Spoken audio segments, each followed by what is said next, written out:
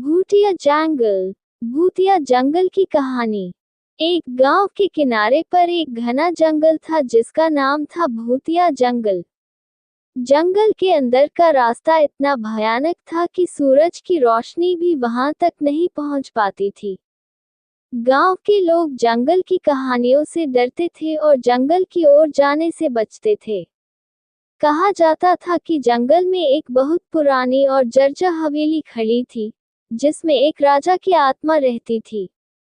राजा अपनी मौत से कुछ ही दिन पहले आशीर्वाद प्राप्त करने के लिए उस हवेली में गया था, लेकिन वह वापस नहीं लौटा और उसकी आत्मा वहीं कैद हो गई। एक दिन गांव में एक साहसी युवक अर्जुन आया।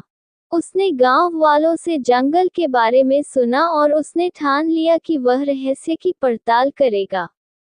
अर्जुन ने अपने कुछ साहसी दोस्तों को इकट्ठा किया और उन सभी ने मिलकर जंगल में प्रवेश किया। जंगल में प्रवेश करते ही उन्हें भयानक आवाजें सुनाई देने लगी। पेड़ों के पत्ते सरसराने लगे और ठंडी हवा उनके कानों में फुसफुसाने लगी।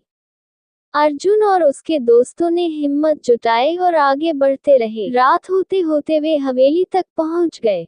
हवेली से एक अजीब सी रोशनी निकल रही थी। उस रोशनी को देखकर वे सभी समझ गए कि यहाँ कुछ अलौकिक है। उन्होंने हवेली के अंदर कदम रखा और देखा कि हवेली के अंदर का दृश्य किसी रोशन महफिल की तरह था। हवेली के मध्य भाग में एक बड़ा हॉल था, जहां राजा की आत्मा को शांति पाने के लिए पूजा की जाती थी।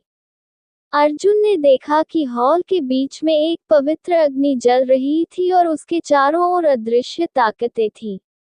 अर्जुन ने समझ लिया कि अगर उसे राजा की आत्मा को शांति दिलानी है तो उन्हें पूजा में खुद को शामिल करना होगा। उसने और उसके दोस्तों ने जंगल के प्राकृतिक संसाधनों का उपयोग करके पूरी निष्ठा के साथ पूजा की।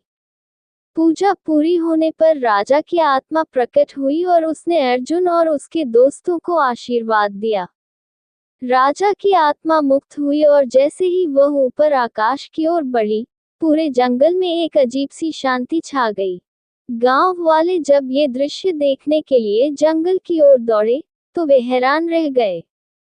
उन्होंने देखा कि जंगल का अंधेरा नर्म हो गया था और पत्तियों की सरसराहट मानो किसी सुखद संगीत में बदल गई थी। अर्जुन और उसके दोस्तों के साहस और ज्ञान के कारण जंगल अब भूतिया नहीं रहा। लोगों ने उन्हें अपना हीरो माना और भूतिया जंगल अब एक पवित्र जंगल के रूप में जाना जाने लगा।